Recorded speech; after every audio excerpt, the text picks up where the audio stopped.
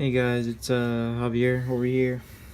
Um, this past weekend, I participated in the Dynasty Cup at Guild Gaming, and I managed to get all the way to top two, losing to Stephen Campbell. Every single match for me was pretty tough. I didn't expect to get to second place, but I did it with good old Dimension Police over here, representing Dimension Police. Matchups, I guess. Round one, I faced Kaguro. It was such a weird game. G assist for grade 1 twice, so I whiffed the first time. And I'm like, okay, cool. Get it the second time, and I damage check a draw trigger on the first whiff, and then I drive check another draw trigger, which basically restored the hand from the mulligan and didn't set me at such a disadvantage for later in the game. My first grade 3 right, he decides to no guard since I only I put him at 1 damage throughout that whole thing. So he no guards it, and I double check a crit and then put him at 5 damage immediately with Dayusha. I ended up losing that, but we go on to game 2. Game 2, same thing happens, except I get it the first time with the G assist, and Dayusha, no guard, double crit again, and finish him off with a great Dayusha turn after that. Game 3, easier, didn't have to G assist at all, hitting Die Braves, Die Mariners, pretty simple. Round 2, I believe, was OTT. This one kind of angers me because I lost a very easy first match. He was stuck on deer for about 2 or 3 turns, and I just couldn't kill him because he kept developing his hand advantage with I believe her name was Sotori Hime. When she attacks, counterblast, draw a card, and then check the top one, leave it top or bottom. Yeah. Game 2 and 3, just basically call Die Mariner, make his hand 0, and keep doing great Dayusha. Almost decked myself out, had like less than 10 cards left, but I still killed him. Round 3, I faced a member of Team SAC. You guys know that team, Kevin Agelt's team. He was playing Grand Blue. It was really tough. Weird interactions, just same as OTT. Call out Die Mariner, make his hands smaller, but your primary target, if not the Vanguard, is getting rid of Commodore Blue Blood, because you cannot let that hit early game. Late game, it's alright because it inches them closer towards decking out. Probably stall from there. That was a 2-1. Fourth round, I lost to the dude who won the Dynasty Cup, Stephen Campbell. This one was a 2-1. I didn't hit Die Mariners at all. It's like, okay, cool, this is fun. Yeah, 2-1. I mean 1-2 there. Then we go into top cut. First match into top 8 was Gabriel Ayala. I think he was another member of Team SAC. He was playing Kaguro. This one was really tough. Like, he really thought everything through. Shield values, he barely overguarded at all. I think I won the die roll, so I won I lost the first game and then won the next 2. Beating Kaguro isn't too hard. Just if you get PGs, PG early, PG Overlord. That way you're not stuck with useless cards once Waterfall starts hitting. Miracle Dandy was definitely an MVP during that game. 15k shield, saving my crits, taking early damage, defensive heals, defensive draws. Game 3, super stressful. I think I shaved off 15 years off of my life. So he makes it 2 to pass, and basically I'm like stressing, sweating, I'm praying on the power of justice over here, and I get a first check crit, all effects to Vanguard. Second check, draw, all effects to Vanguard. Break is 2 to pass, so that's 3 damage, I believe. Yeah, 3 damage that he takes when he was at 5. So that secured me top 4. In top 4, I faced another Kagero, denied him counterblast until his second grade 3, all 3 games. I did it perfectly. So he didn't get anything from Berserk. He couldn't use air mode to plus or anything like that. So then we're just straight up rushing him.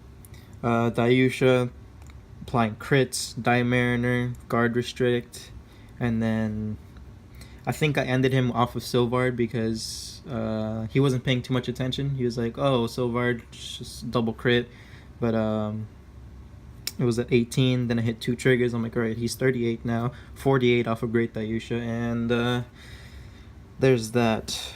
Then I waited like 30 minutes for the Protect matchup of Stephen Campbell versus an OTT player. So that was fun. Last match, Stephen goes into the first game of the final match. He goes, "You're gonna have to crit me to win," because it was a long day. We were both at 4 damage, and unfortunately didn't get to crit.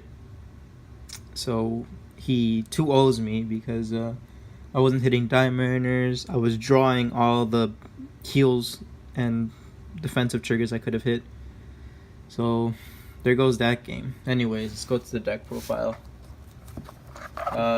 These are some really weird ratios, guys. I'm not gonna lie over here. But grade 3 should be standard. 4 Dayusha MVP, and 4 Great Dayusha. Sorry, only 1 SVR. Broke. But yeah, try not to do Great Dayusha too many times or you deck out. Did that against my friend Klaus today while we were practicing before the tournament started. 1 Sylvard. People either play 0 or 2 of him. I play 1 because he is one method of pressure for me. I have so many grade 2s, and you're going to see in a bit that there's so many different pressures that I can apply on my opponent that they just can't get used to it. So once they do this, have a Die Dragon, and then they're like, do I guard the big number, perfect guard the big number, or perfect guard the double crit? Who knows? And if he gets damage check, that's fine, and because I have other methods of pressure, and I don't play 2 because he's not. I don't like him too much. He's a grade 3, so he can't intercept. So it's it's weird. 4 Die Dragon MVP puts you to 38 or 45 or 48 if you need it for Great Dayusha. 2 Cosmobeak. People don't like him because you pay a counterblast, but people, I guess they're not taking a lot of damage because apparently they're like, yeah, you got to manage your counterblast, but you're only using up to 2, maybe, if you're using Laurel, but you're gonna see why I don't worry about Laurel in a bit. So 2 Cosmobeak because he's alright because you can't run 6 Die Dragons, am I right? 2 Miracle Cutie because on hit pressure, this is another form of pressure. On hit pressure, she's pretty low, so I only put her at 2 because keeping her on regard, it kind of sucks because you're not adding any power to your Vanguard, and it's not too much pressure. So 2 there. 2 Miracle Dandy. I was playing 4, but I decided to go for Miracle Cutie because I bumped Sylvard to 1. He's good. He's real good because 15k, people don't expect it, so when you drive check, they're like, oh, he only has a 5k shield or whatever. And if it's on guard circles, so if you keep it in one of your rear guard circles, you can just intercept and then 15k shield there. It helps against the Kagero matchup, like I said. 2 Mad Scepter X. I'd rather ride this than Die Dragon or Cosmobeak because I'm missing out on 5k in the later games, and he's a 10k base, so it's better than going for Dandy because he's a 9. So it helps against Axel and Protect, I guess, because they have lower numbers. So bank on a trigger or something. 4 Die Mariner. MVP against Protect matchups. You gotta run him at 4. Have to run him at 4. He's so good against Protect. Makes their hand 0, and against Force too, because if they're gonna PG, it's real good on the Dayusha turn. 2 Commander Laurel. Now this is the weirdest part, because people either play 3 or 4, they max them out, or 3. I play 2 because I don't care about Laurel. See, what I do when I go into Great Dayusha is I stack 2 Dayushas first. So ride Dayusha and then I ride another Dayusha. That way I have 2 force markers, and when I Great Dayusha I have 3 force markers, putting him at 43 damage, and then, I mean 43 base on the next turn, if they live, of course. So all I have to do is apply Die Dragon or Die Brave, give 5k, and then I'm already at 48, so I can ride again. The extra crit really doesn't matter because people are going to PG it anyways.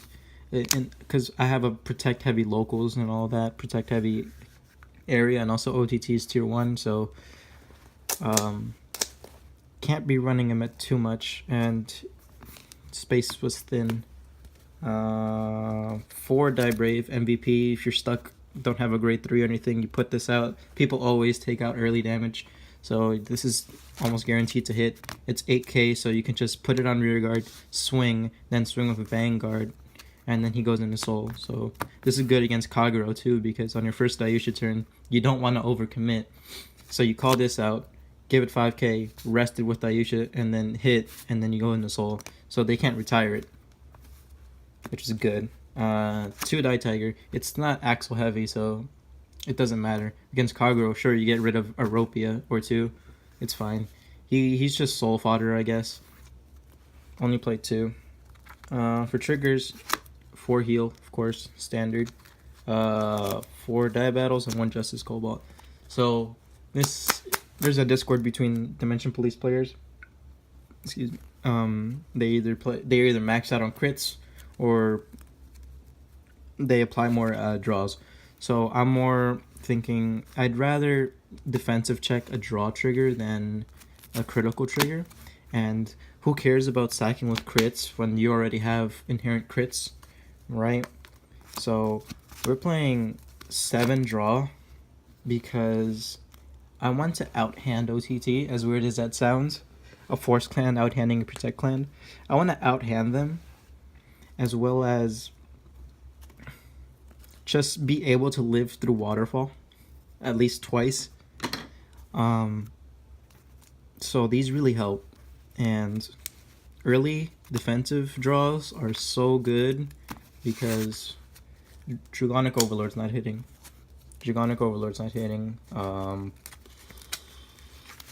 Any other Force Clan? What was the Force? Spike Brothers? Well, who cares about Spike Brothers? Just guard Siegfried and you're fine. Anyways, Dynasty Cup, super fun. New experiences. Met the rest of Team SAC. Luckily, Kevin Ajalt wasn't there. He went to another tournament in New Jersey. Would have had to face him or not even top at all because he's a bad luck charm. I think we've hit double digits in the amount of tournaments we've both gone to, and I never faced him, mostly because I probably suck. Anyways, thanks for tuning in and watching. Sorry about the camera. Peace.